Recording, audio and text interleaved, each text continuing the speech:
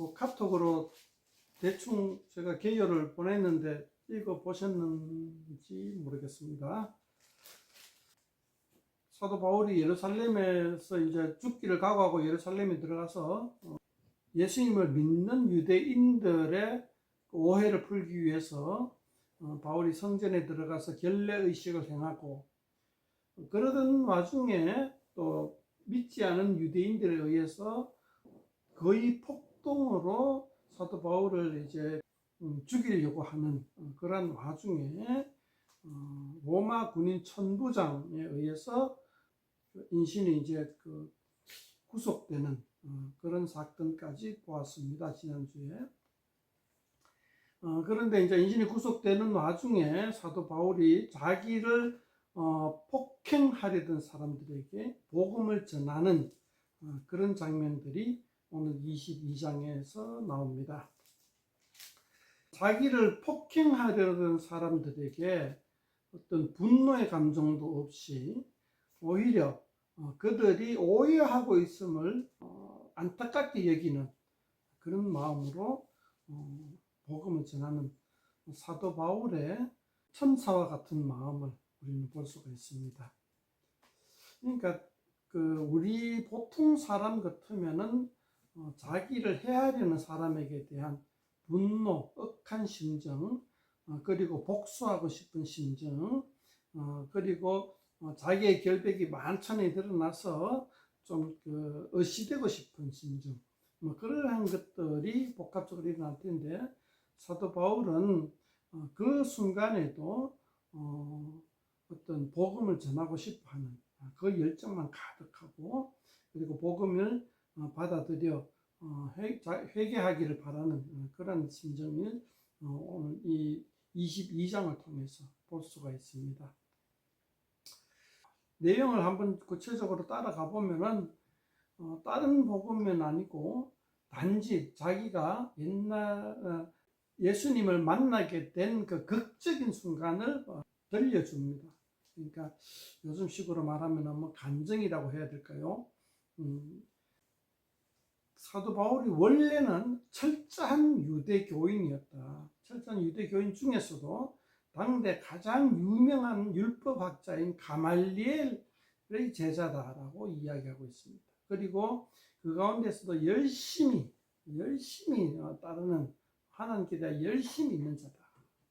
그러니까 철두철미한 유대인이자 유대교인임을 이야기합니다. 거기에 플러스해서 4절에 보면은 예수파를 박해하는 사람이다. 그런데 그 박해하러 다메섹으로 가던 도중에 예수님을 만나가지고 완전히 변화됐다. 예수님을 만나가지고 이제 눈이 멀어가지고 다메섹에 들어가서 눈이 멀어서 그냥 멍하게 있는 상태에서 12절에 보면은 이 아나니아라는 사람에게서 안수기도를 받는데, 아나니아라는 사람을 어떻게 소개하냐 하면은 12절에 보면 율법에 따라 경건한 사람으로 거기 사는 모든 유대인들에게 칭찬을 듣는 아나니아. 여기서 아나니아를 율법에 따라 경건한 사람, 이게 9장에서 이제 나오는 그 장면에서는 율법에 따라 경건한 사람으로 소개하고 있지는 않아요. 여기서는 율법에 따라 경건한 사람으로 소개를 하고, 거기 사는 모든 유대인들, 예수 믿는 유대인이 아니고 예수 믿지 않는 사람을 포함시키는 의미에서 모든 유대인들이라고 이야기를 한 것 같아요. 그러니까 예수님을 믿는 것과는 관계없이 모든 유대인들에게 칭찬을 받는 아나니아라는 사람이 자기에게 와서 예수님의 메시지를 대신 전달해 줍니다. 그 예수님의 메시지가 뭐냐 하면은 14절부터 16절에 나오는 거죠. 그러니까 예수님을 정언하는, 이방인에게 정언하는 사람으로 불러봤다. 그렇게 해서 이제 17절에 보면 후에 내가 예루살렘으로 돌아와서 갈 때, 이 후에라는 말은 몇 년 후에랍니다. 잠깐 후가 아니고 몇 년 후에, 아마 3년 4년 후가 되겠죠. 3년 4년 후에 예루살렘에 돌아와서 성전에서 기도할 때에 18절에 보면은 예루살렘에서 나가라. 이 사람들은 말을 듣지 않을 것이다. 그래가지고 21절에 보면은 멀리 이방인에게 보낸다. 그렇게 해가지고 하는데, 근데 그때까지만 하더라도 19절 20절에 보면은, 그러니까 사도 바울이 회심하고 난 다음에 몇 년이 지난 후에 예루살렘에 왔을 때에 예루살렘의 유대교인들은 사도 바울에 대해서 예수파를 핍박하던 예수파를 박해하던 유대교에 열심히 있는 청년이다 이렇게 인지하고 있었다는 거죠. 그런데 왜 내가 예루살렘에서 도망가야 합니까? 벗어나야 합니까? 그런 식으로 이제 사도 바울이 따져 물었죠. 그러니까 예수님이 이방인에게로 갈 것이다. 예루살렘이 아니고 너는 이방인의 사도다. 이렇게 이제 이야기하면서 이방인에게 보냅니다.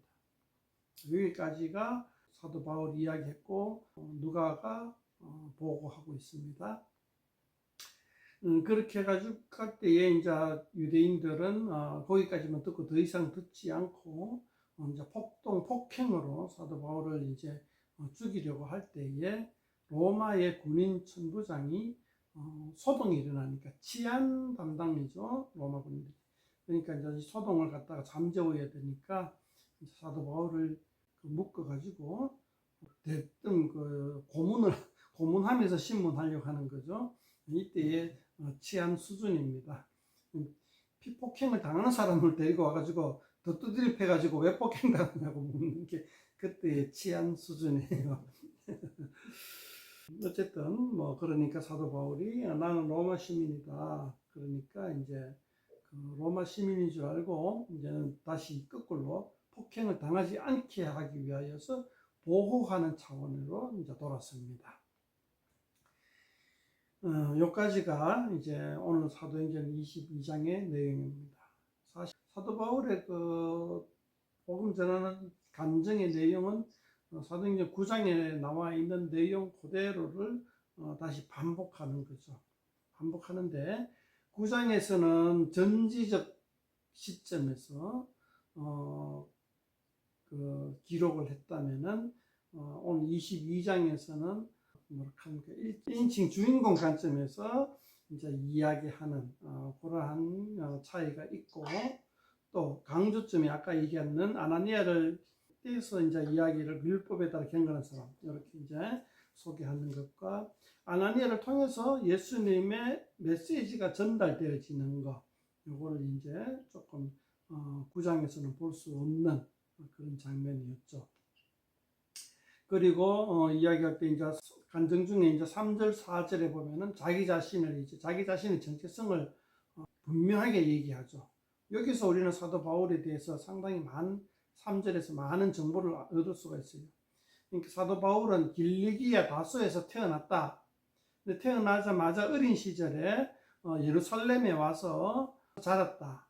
그 다음에 어느 정도 공부할 만큼 자랐을 때에 가말리엘의 문화에서 율법에 대한 공부를 했다. 그리고 유대교에 대해서 열심히 있는 사람이었다. 대충 반만 걸쳐놓는 사람이 아니고, 그리고 4절에 예수파를 박해하는 데 열심히 있었던 사람이다. 그러니까 사도 바울이 자기 자신에 대해서 이제 자세하게 이야기하는 거죠. 요 구절 때문에 우리가 상당히 사도 바울에 대해서 많이 알 수 있게 된 거죠. 그러니까 다른 데서는, 다른 성경에서는 조금 이런 구절들을 비교하고 찾기가 쉽지가 않아요. 길리기아 다소 출신 가말리엘 문화생, 이거는 이제 요 구절을 통해서만 알 수 있는 사실입니다. 가말리엘은 이제 바리새파죠. 그래서 이제 사도 바울은 바리새파의 어떤 유대교인이었다, 그런 정신이 있었다 하는 것을 좀 알 수가 있죠. 본문 내용은 좀 요 정도로 하고 자세히 읽어보면 좋겠습니다만은 시간 관계상, 그리고 제가 자세히 읽어봐, 어차피 각자가 자세히 읽어야 돼요. 제가 설명해 주는 것보다. 자, 여기까지 하고 전체적으로 한번 생각을 한번 해봅시다. 왜 유대인들은, 예루살렘에 있는 유대인들은 사도 바울을 그렇게 미워하고 싫어했을까? 이걸 한번 생각해 볼 수가 있고, 사도 바울은 왜 그 사람들에게 자기의 간증을 들려줬을까? 다른 복음이 아니라. 그러니까 여기서의 복음은 이방인들에게 복음을 전할 때의 그 복음과 이제까지의 복음과는 완전히 차원이 다르죠. 그냥 자기 자신의 이야기, 자기 자신이 예수님을 만났던 이야기만 하고 있습니다. 왜 이런 이야기를 그들에게 했을까? 이런 두 가지 질문들 한번 생각해 보면 좋겠고요. 그리고 이제 마지막에 이제 그 유대인들과 이제 천부장의 어떤 그 행동들에 대해서 한번 생각해 볼 수가 있어요. 로마인 천부장은 왜 그렇게 행동했으며, 누가는 왜 천부장의 행동들을 이렇게 기록을 했을까? 이렇게 기록한 이유가 뭘까?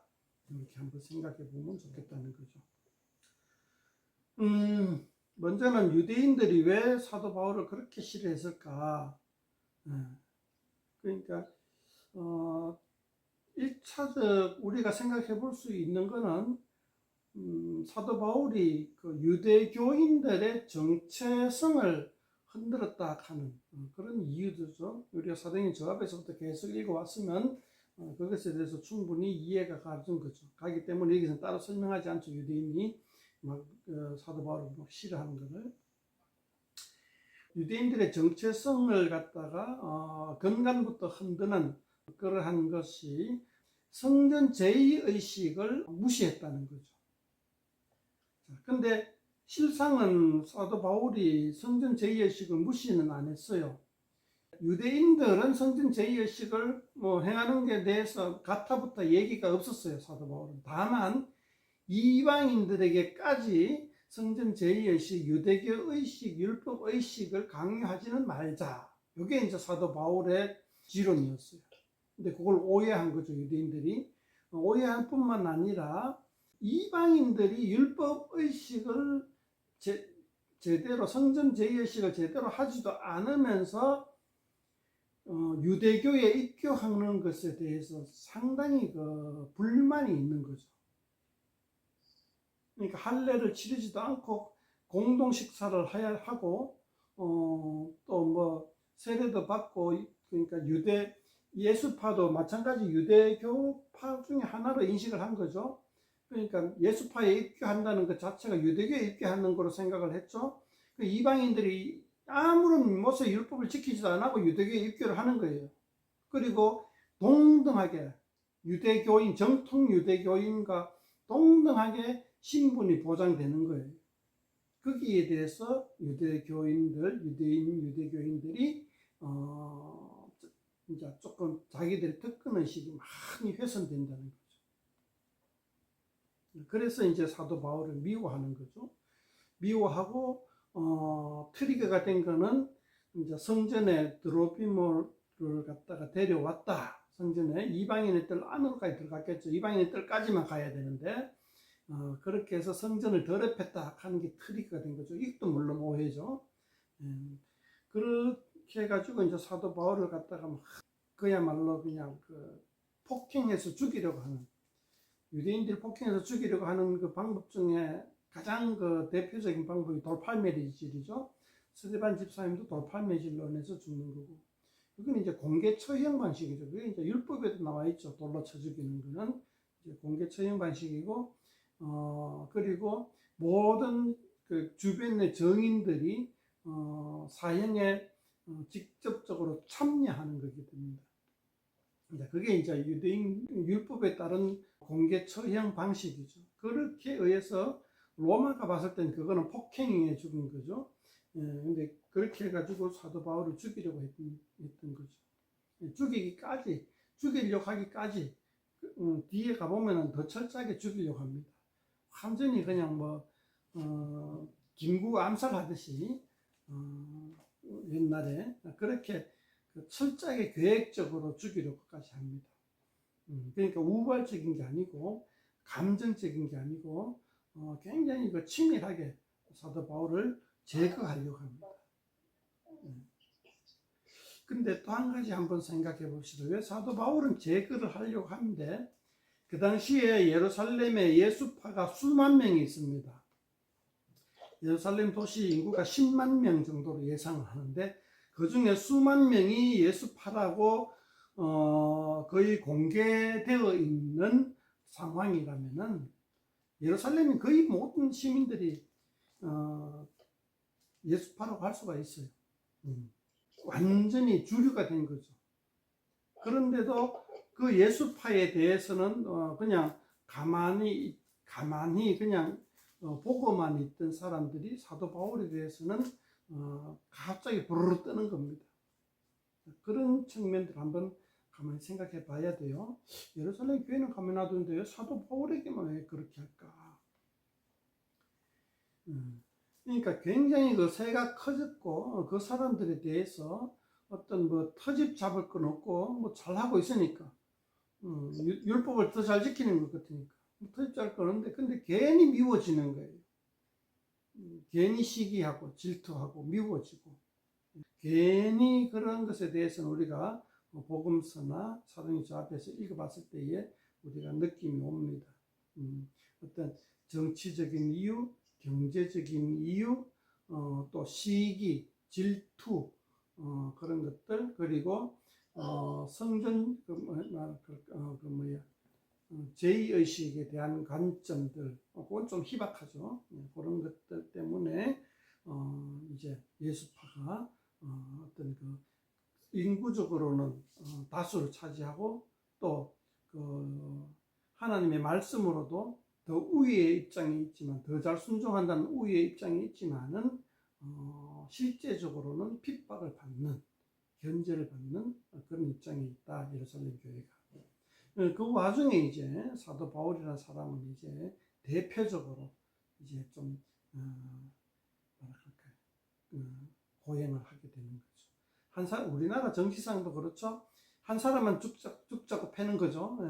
정치 때 볼 때 마음에 들지 않는 집단에 대해서 뭐 어떻게 뭐 손을 못 쓰다가 한 사람 한번 딱 걸렸다 싶으면 그 사람을 집중적으로 패는 게 우리나라 정치 지도잖아요. 그런 것을 예상해 보면 되겠습니다. 참고적으로 지금 사도 바울이 예루살렘 성에 딱 들어간 것이 우리가 대충 한 AD 한 45년에서 50년 사이 정도로 보고 있어요.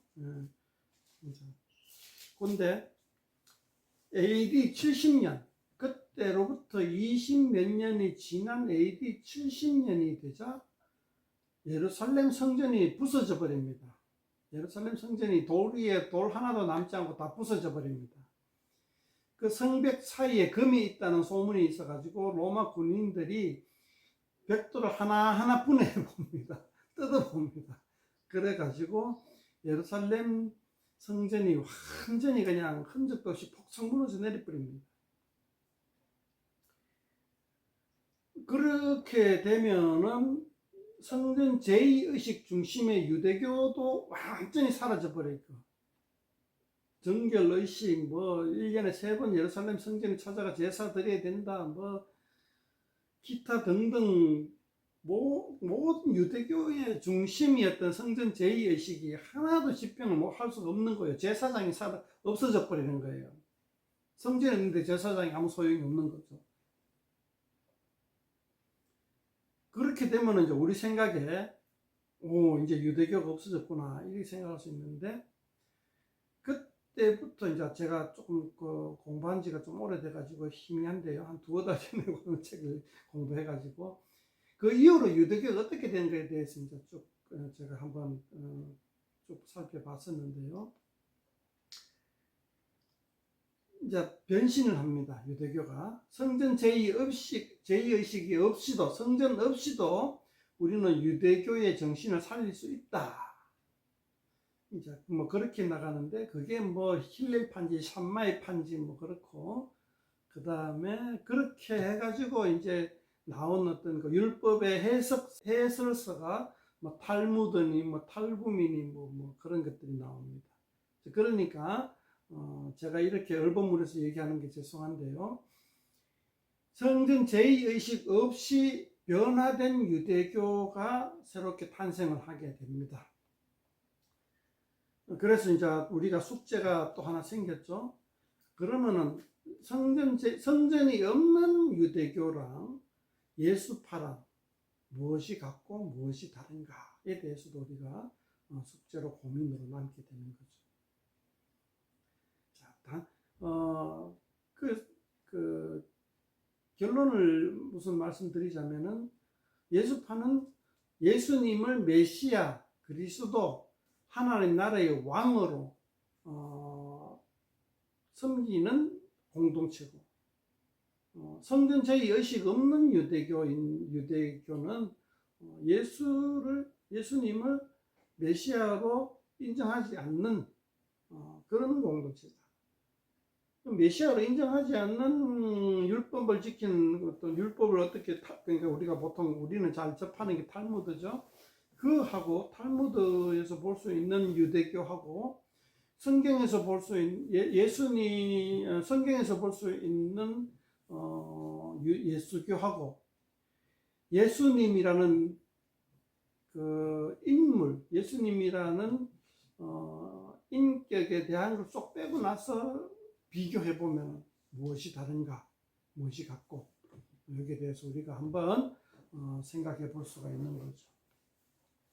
그러니까 우리 보통 예수님을 믿는 사람들도 이 탈무드에 대해서, 탈무드가 정확한지 제가 자꾸 용어를 쓰면서도 좀 불안한데요.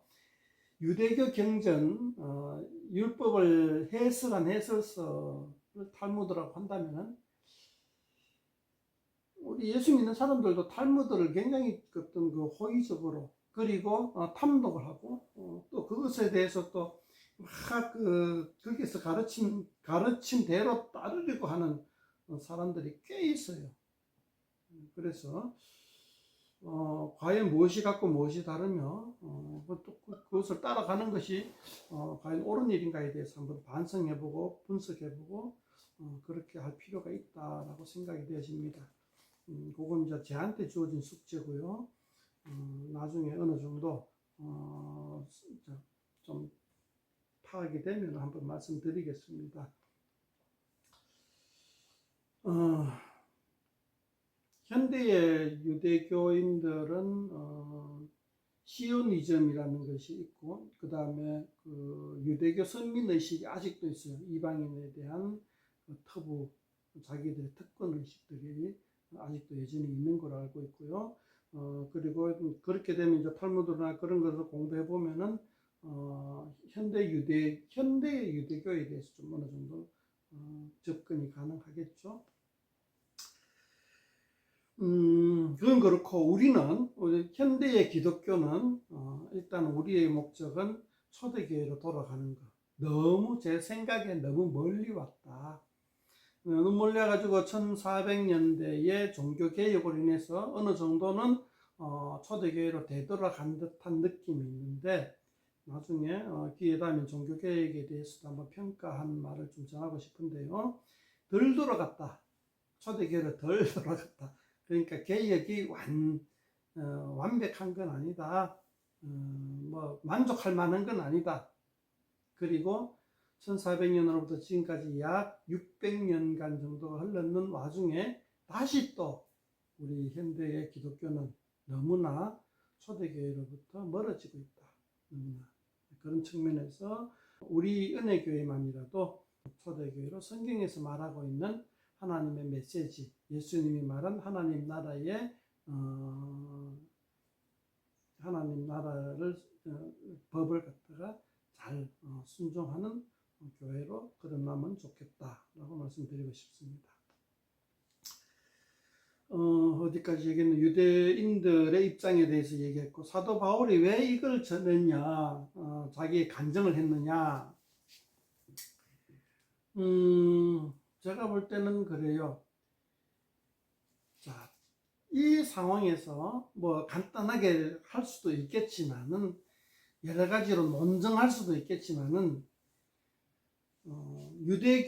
유대교인들한테 성전 제의의식 중심의 유대교인들한테 사도 바울의 복음을 전하는 것이 그러니까 일단 사도 바울을 참 좋아하죠. 학문적 논쟁을 굉장히 좋아합니다. 사도 바울은 자기가 열심히 또 학문에 또 능통하다라고 스스로 자부하는 사도 바울이니만큼 논쟁하고 토론하고 주장하고 뭐 반론에 재발하고 이런 걸 사도 바울이 좋아합니다. 그런데 그렇게 하지 않고 그럴 환경도 안 됐지만은 자기가 그냥 예수님 만난 이야기를 딱 합니다. 그럼 이게 뭘까 생각을 해봤어요. 이제 한 두어 달 농번기에서 이제 책을 읽지 못하고 머릿속으로 계속 묵상만 하면서 머릿속에 선명하게 떠오른 것 중에 하나가 뭐냐 하면은, 우리가 보통 학문적으로 토론하고 논쟁하고 뭐 이렇게 하잖아요. 이게 사실은 뭐라 해야 될까, 어떤 진리를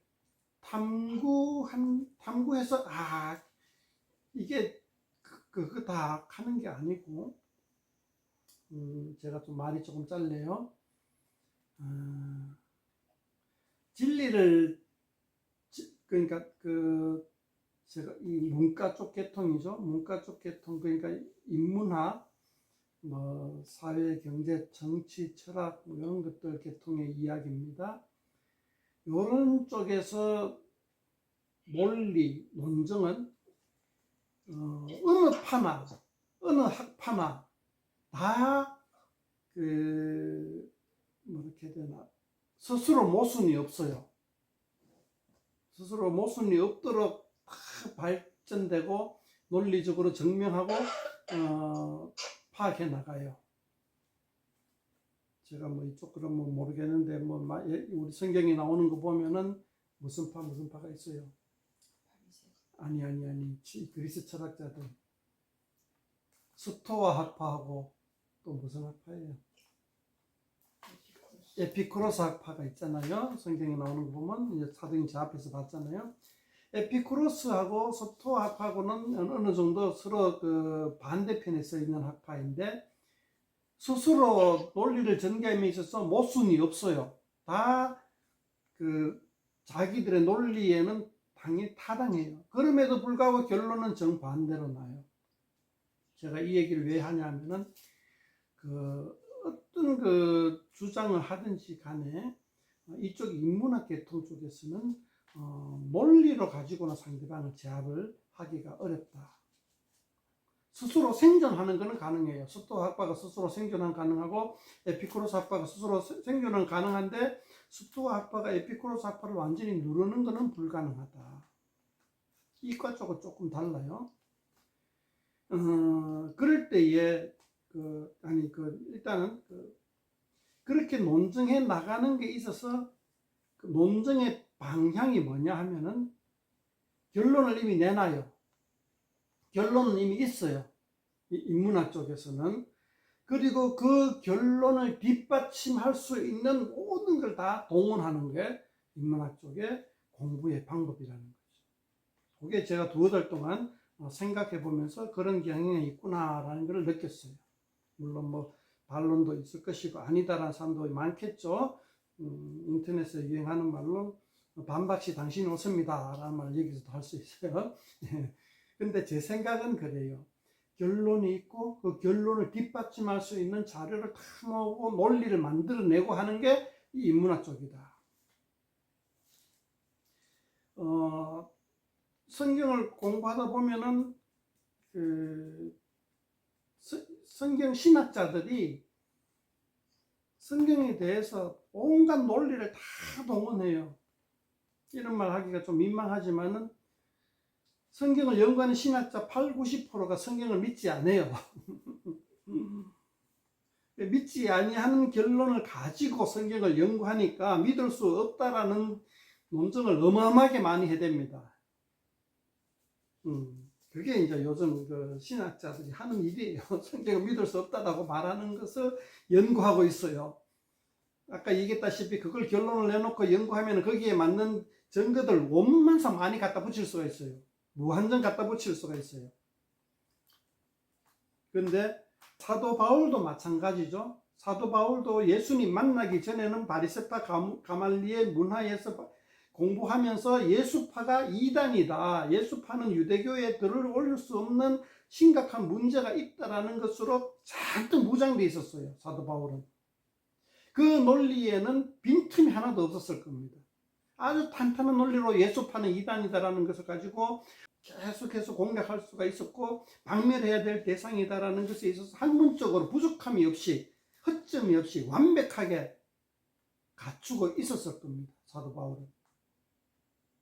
그런데 어느 순간 다메섹으로 가다가 예수님을 턱 만난 거예요. 그리고 난 다음에 논리적, 학문적 아무런 그게 없었어요. 공부한 거 하나도 없었어요. 그런데 신념이 단 며칠 사이에 확 바뀌었던 거예요.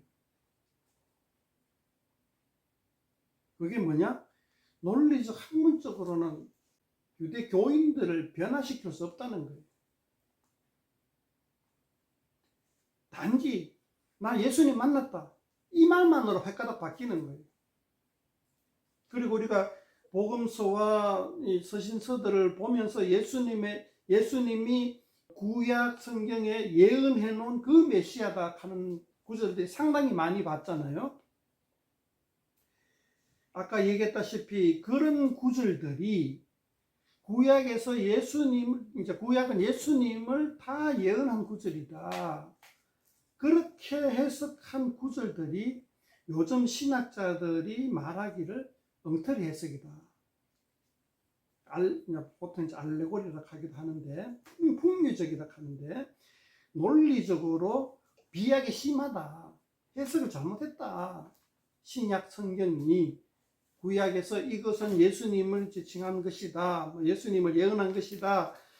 썩지 않고, 썩지 않는다. 메시아는 썩지 않는다 하는 그 다윗의 그 시편이 나왔습니까?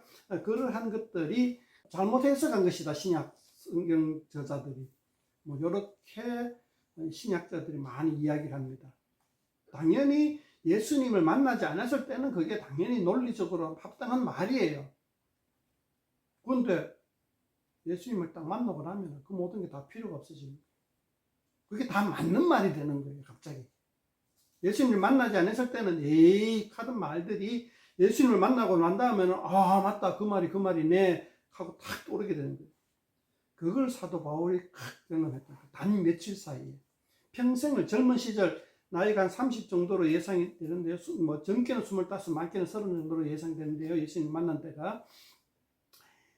그 젊은 시절을 갖다가 평생을 그 율법에 대해서 연구하고 구약 성경을 바리새파 같으면 선지서까지 예언서까지 다 시편까지 다 공부하거든요. 그렇게 공부했는 그 모든 논리들이 단 며칠 만에 헷가닥 바뀌는 거예요. 유대교의 특심 있는 유대인들, 예루살렘 성전 제의의식에 강한 자긍심을 가지고 있는 유대인들에게 사도 바울이 해줄 수 있는 말은 논리적 설명, 메시아 예수님이 다윗 왕가의 자손이고 다윗 왕의 자손 중에서 메시아가 나오지 않느냐, 나사렛에서 나오지 않느냐, 갈릴리에서 나오지 않느냐, 이런 각종 그 구약 성경에서 증명할 수 있는 구절들을 가지고 오지 않습니다. 단지 나는 예수님 만났다 이 얘기합니다. 그러면 모든 게 다 바뀌어버립니다. 그리고 모든 게 다 설명이 되어지는 거예요. 예수님 만나기 전에 그렇게 도무지 그렇게 설명하려면 너무나 억지스러운 구절들도 예수님 만나고 난 다음에는 맞아, 맞네 그렇게 바뀌어버립니다. 그렇기 때문에 사도 바울은 성전의식에 자부심을 가지고 있는 유대교인들 앞에서 나는 예수님을 만났다. 그리고 예수님 만난 사람들이 유대교 율법에 의해서도 칭찬받는 사람들이다. 유대교 율법을 무시하는 사람들이 아니다 라고 이야기하고 있는 거죠. 그게 이제 사도 바울이 자기의 예수님 만난 것을 간증하는 것으로 복음을 전하고자 하는 이유였다. 이렇게 이야기하고 싶고요. 시간이 다 되었는데요.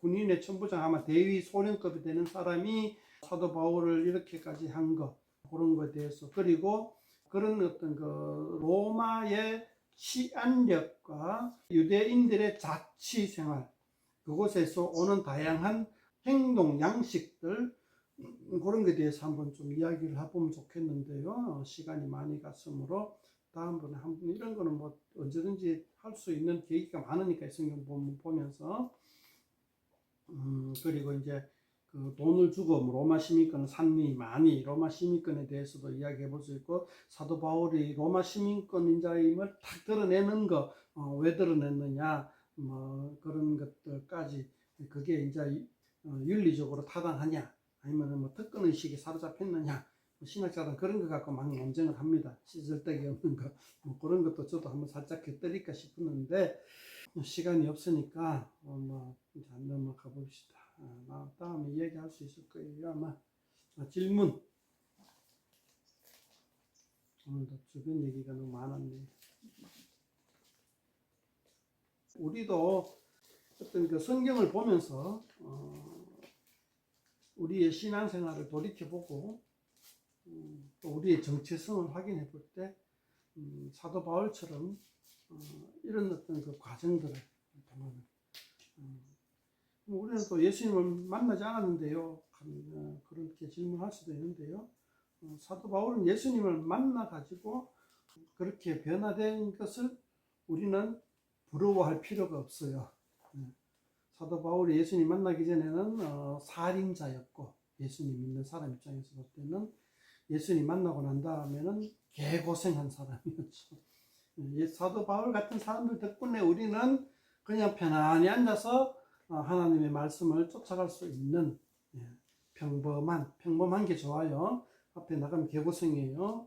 나라의 정치하는 사람들도 시민들 편안하게 하려고 나가서 고생하면서 정치하는 것과 마찬가지로 우리가 그것을 부러워할 필요 없이 그것에 대해서 사도 바울의 복음 전함에 있어서 듣고 그리고 사도 바울의 전기를 기록한 누가가 기록한 성경책을 우리는 그대로 받고 아멘으로 받았을 때에 그냥 편안하게 신앙생활을 하면 되는 겁니다.